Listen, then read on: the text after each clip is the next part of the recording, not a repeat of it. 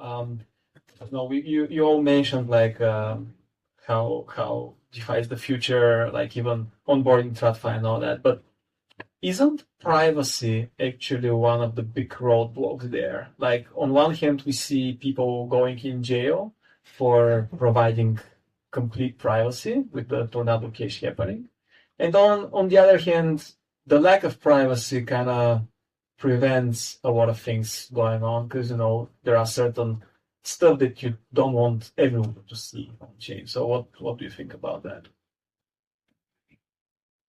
Yeah, on chain in DeFi it's still definitely not there, but good news is we have some tools and services now where you can swap from various Ethereum or Ethereum layer 2s to Monero XML, and that's already a big progress.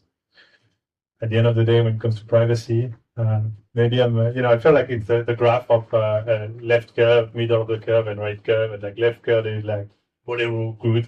Middle of the curve is like, no, we have all these amazing new things, Zcash, blah, blah, blah. We're going to do Zcash, proof, cross on chain, blah, blah, blah. And at the end of the right curve, Monero.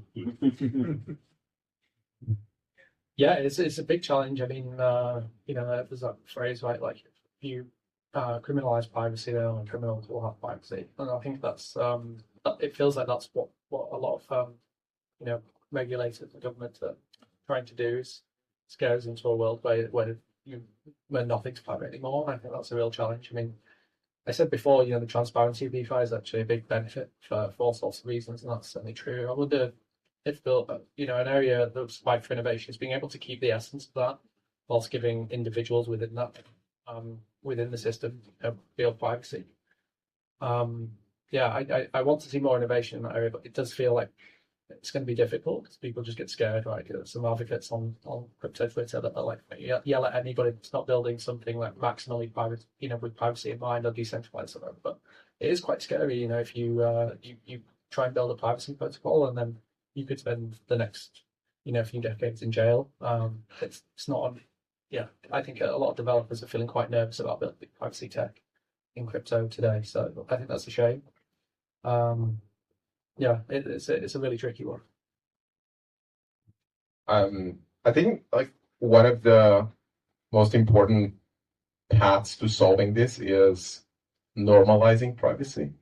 Right? If you have enough people using it for normal things like day-to-day. So for example, like Gnosis card had some issues because basically anyone can see where on-chain where you're spending your money. And it's like they can easily geolocate and tie you to wallets, figure out how much money you have, etc., which is problematic.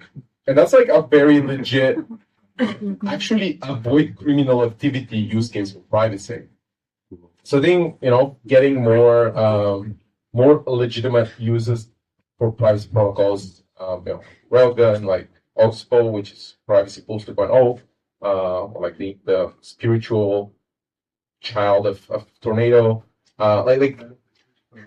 I do see a very bright future if we manage to inject those in use cases where privacy is helpful and the stakes are so small that it makes sense for like the average person to use, but it doesn't make sense for someone trying to launder $1 billion to use, right? And then it's going to get very easy to justify why we need this sort of technology, because at the moment, like the regulatory line is like privacy is just bad, because like most of the use comes from this sort of people. So bringing privacy to more like day-to-day on-chain activity is I think the strongest defense against regulatory hardline.